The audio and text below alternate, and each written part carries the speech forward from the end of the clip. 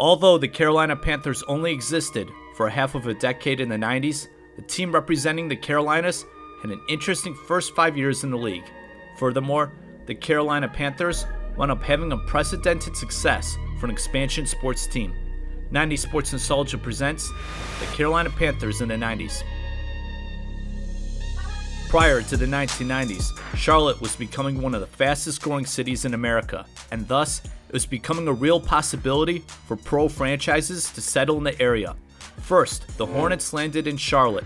Then preseason games were being played in the area in hopes of luring an NFL team. Finally, on October 26, 1993, the 28 NFL owners agreed and named the Carolina Panthers as the 29th member of the NFL. Now, with the way the divisions were at the time, Carolina was put into the NFC West and Jacksonville was put in the AFC Central to give each division 5 teams. 1995 would be the first season for the Carolina Panthers as they hired Pittsburgh Steelers defensive coordinator Dom Capers to be their first head coach. Furthermore, Bill Polian, who has had a great reputation for evaluating talent with Buffalo, was hired to be the GM. Next was putting a team together as the Panthers had major advantages compared to the last 2 NFL expansion teams in 1976, who didn't do too well in their first 2 years. In 1995, the Panthers had an expansion draft, an extra pick in each round of the NFL draft, and did not have any salary cap restrictions. There were executives who were not too happy with these advantages, most notably Packers GM Ron Wolf.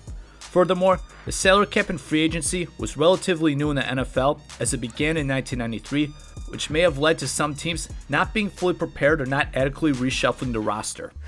First, for the expansion draft, 6 selections became solid contributors for the 95 Panthers.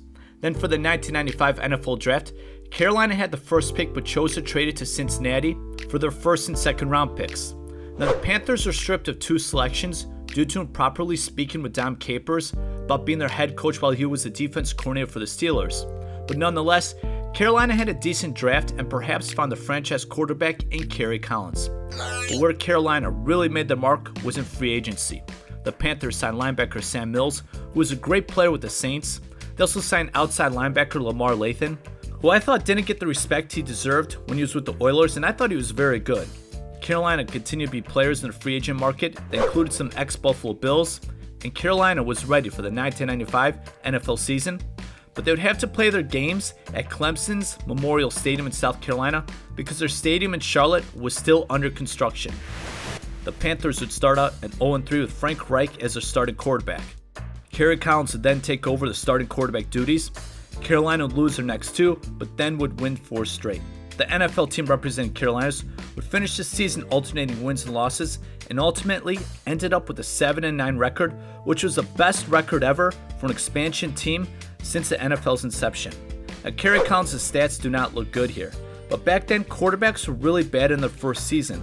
With a decent defense and more room to spend in free agency, could Kerry Collins take the next step and lead Carolina to the playoffs? For the 1996 NFL season, Carolina made a big splash in free agency by signing one of the best pass rushers ever in Kevin Greene. In addition, Carolina also signed All-Pro cornerback Eric Davis and tight end Wesley Walls, who perhaps became the best tight end in football while with the Panthers. As for the draft, Carolina went heavy on offensive skill position players with the first 3 picks. Tim Biaka-Batuka showed some glimpses of being very good, but had injury problems throughout his career. He really gained national attention by gaining 313 yards for Michigan against Ohio State in 1995. Muhsin Muhammad was a great pick in the second round. More on him later on. Now Kerry Collins, he did improve in his second season, and perhaps this is due to the rapport he built with Wesley Walls. The defense made plays and was second in NFL in points allowed as their zone blitz scheme was making headlines. Charlotte's NFL team finished the 96 season with a 12-4 record. But here's the thing that I really remember most about this season. From 1983 to 1995, the San Francisco 49ers, they dominated the NFC West. They won the division every year during that span except in 85 and 91. Now, despite some injuries, I thought this 96 Niners team was still very good and talented. Nonetheless, the Panthers surprisingly swept the Niners and won the division, but there's more to come. For Carolina's first playoff game after a bye, the Panthers took care of business against defending champs, the Dallas Cowboys. And I saw it this way, that this expansion team In only their second year of existence, took care of the Cowboys and the 49ers, who dominated the NFL from 1992 to 1995. This was pretty impressive. However, at a freezing Lambeau Field, the Panthers lost to the Green Bay Packers in an NFC Championship game. Nevertheless, it was quite a season for the Panthers. Now, even though the roster had several players in their 30s, there were still reasons to possibly be optimistic going forward. And that mainly included a promising young quarterback who would be entering in only his third NFL season. But then things got weird for Carolina.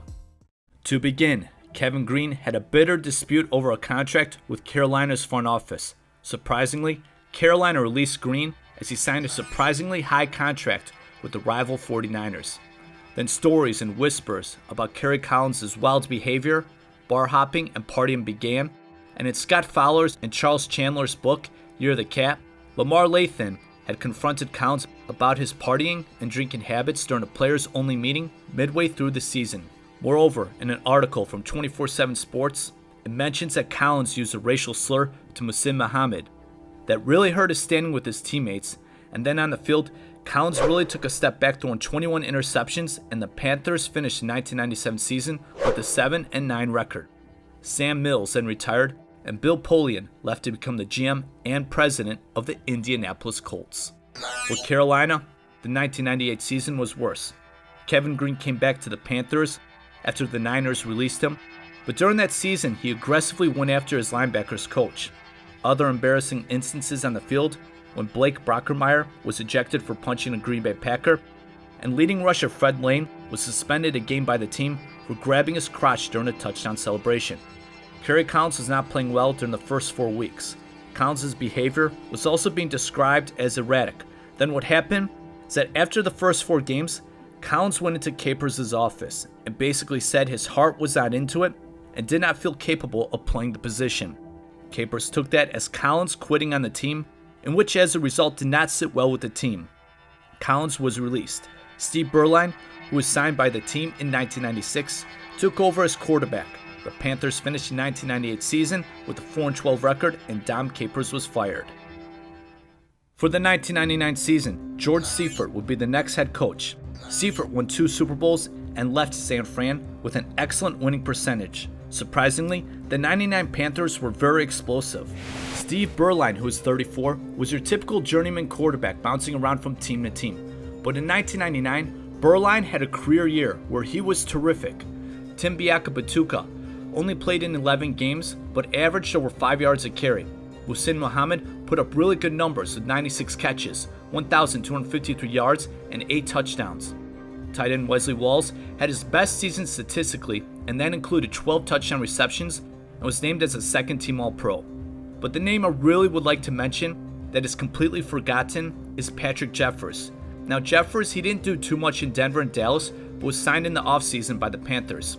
He didn't start until week 6, but for the last 5 games of the season, Jeffers put up huge numbers as he was incredibly productive. With the way Jeffers played during the span, Jeffers, Muhammad, and Walls, that was an impressive trio of pass catchers. Carolina finished the 1999 season with an 8-8 record, and the arrow seemed to be pointing up. But then there was more troubling news. On November 16, 1999, Sharika Adams, who was 8 months pregnant at the time, was shot 4 times, then later died. Panthers wide receiver Ray Caruth, who was the Panthers' first-round selection in 1997 and was the girlfriend of the pregnant Adams, was later convicted in 2001 of conspiracy to commit murder. Caruth was released from prison in 2018. The baby did survive, but has permanent brain damage and cerebral palsy. Then in 2000, Carolina traded running back Fred Lane, who was acquired by the Panthers as an undrafted rookie free agent, but was their leading rusher in 97 and 98. But then on July 6, 2000, Fred Lane's wife shot and killed her husband. Defense attorneys said Fred Lane was shot in self-defense due to his abusive behavior, while prosecutors claimed Lane's wife was an abusive woman who ended her husband's life to collect insurance money. Then in a preseason game, Patrick Jeffers tore his ACL, and unfortunately, Jeffers wasn't close to being the same player he was at the end of the 99 season. Then lastly, Panthers fullback William Floyd got into a fist fight with Charlotte Hornets forward Anthony Mason at a club. Steve Berline wasn't the same quarterback in 2000. The the Panthers finished the season 7-9. Then for the 2001 season, rookie Chris Winkie, who was a Heisman Trophy winner and drafted in the 4th round by the Carolina Panthers but was at age 29, started most of the games for the Panthers as they went 1-15. Consequently, George Seifert was fired. Usually, at the end of each video, I'd quickly summarize and try to briefly put it all in context. But for this video, I'll end it by talking about Sam Mills. He was such an impressive player in person. Mills was a very undersized linebacker at 5'9", and therefore really had to persevere. He walked on at Montclair State College, then went undrafted, was signed to play in the CFL, but was quickly released, then played in the USFL, then became the leader of the New Orleans Saints and their Dome Patrol defense. Mills was extremely intelligent, and former Saints coach Jim Mora said Mills was the best player he ever coached. But anyways, when Mills was on the Panthers, he made plays and was a great leader. When Mills retired, he fittingly became the linebackers coach for Carolina. Subsequently, in 2003, Mills was diagnosed with intestinal cancer but continued to coach. Initially, he was told that he only had a few months to live, but of course, Mills had such determination as he gave an emotional speech, and in that speech he told the team to keep pounding, which was their slogan for the 2003 season, as the Panthers made it to the Super Bowl but lost in a close matchup against the Patriots. Sadly, Mills passed away on April 18, 2005. The Carolina Panthers retired his number 51 and constructed a statue to remember the great Carolina Panthers linebacker. Real quick, I just want to thank all those who have supported 90 Sports Nostalgia. Don't forget to subscribe, like, comment, share, and check out the links below for Patreon and merch. Thank you so much. The Carolina Panthers in the 90s.